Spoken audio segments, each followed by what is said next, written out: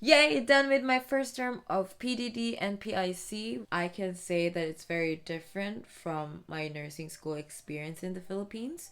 So for this video, I will be sharing my top 3 tips for nurses who are interested in applying for this specific program in Langara, and for those of you who are interested to study to be able to register as a nurse here. If you're new here in my channel, my name is Fab. I am the Fabulous Life Saving Goddess on YouTube. I'm a Filipino internationally educated nurse who helps other nurses pursue their careers here in Canada. The first tip is to know how to use technology. In my course, we use it a lot. Like, we use it for almost everything. From the registration, right? You send your application through the websites or through like emails and stuff, to paying your tuition fee, paying your commitment fee.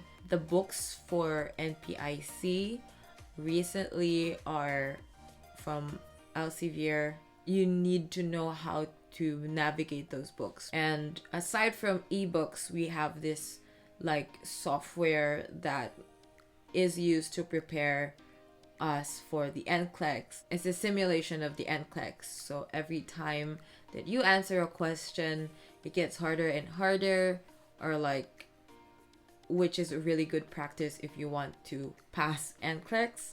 Weekly quizzes are online. It's on Brightspace, and you have to know how to navigate Brightspace. All of the exams are online. All of the submission of the assignments, like, you need to know how to use Word, PowerPoint presentations, so on and so forth. And also, some of the professors use like online interactive games for like the recitation stuff. Like, not everyone is confident to like speak in front of the class or like raise their hand and speak to say the answer. So like most of the time we use like our phones to give out our answers, which is really cool. So basically everything, you use the technology for everything.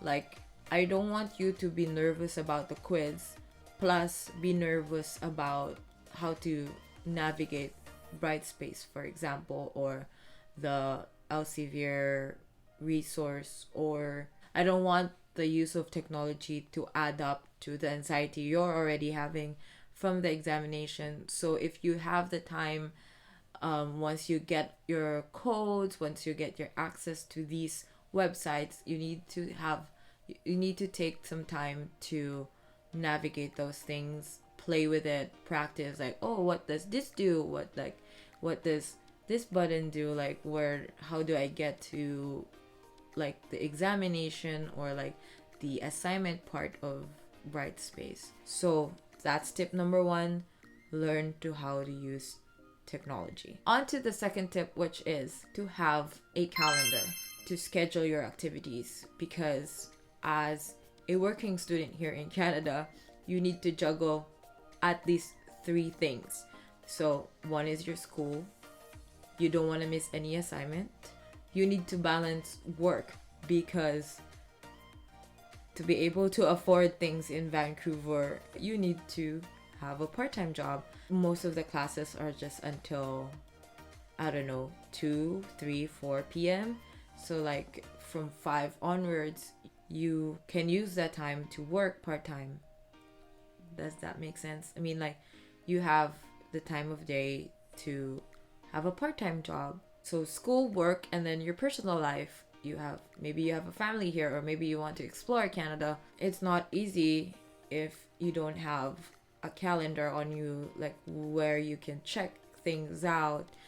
Assignments here are given like first week of class. Like, the first meeting, they would do an overview of like what are the things that you can expect from this class. Like, right off the bat, you would know what assignments that you're having. The deadlines are also given. So what I usually do, like the first few days of when I start a term, is to go through the syllabus, put it on my calendar so that I won't miss anything.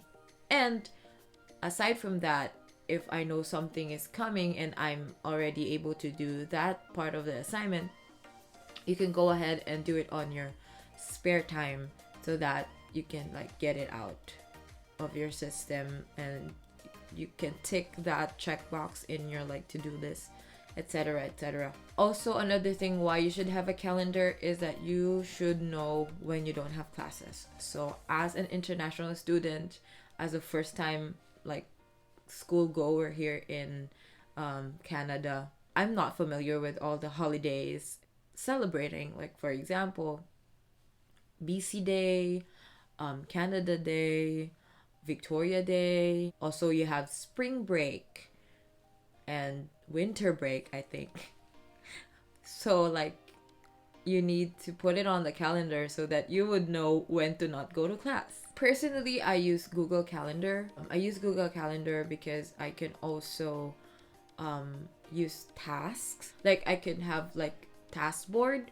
So I put the subject on and then put everything that I need to do for that specific subject, and then like I would be on top of the game and be able to know like what assignments are due next, and like if I'm almost done with the subject or something. And last but not the least is to develop your network or have networking skills, social skills, for example. Because, you know, this is a bit cliche, but like nobody is an island. And same as in nursing school, like I really admire nurses because we know how to collaborate things. Like most of us know how to collaborate things, especially Filipino nurses, because like we're like really good in PR and socializing. We're like all of us are good Samaritans. They get to remind me about exams and assignments because like I can't do everything, right? Sometimes I'm focused on work, sometimes I forget, and they're there to like put a bit of pressure on you when like they started reviewing for a subject. And second thing about it is you can ask them if you don't understand something. So yeah, you can like do collaboration with your classmate because like maybe they got this, or like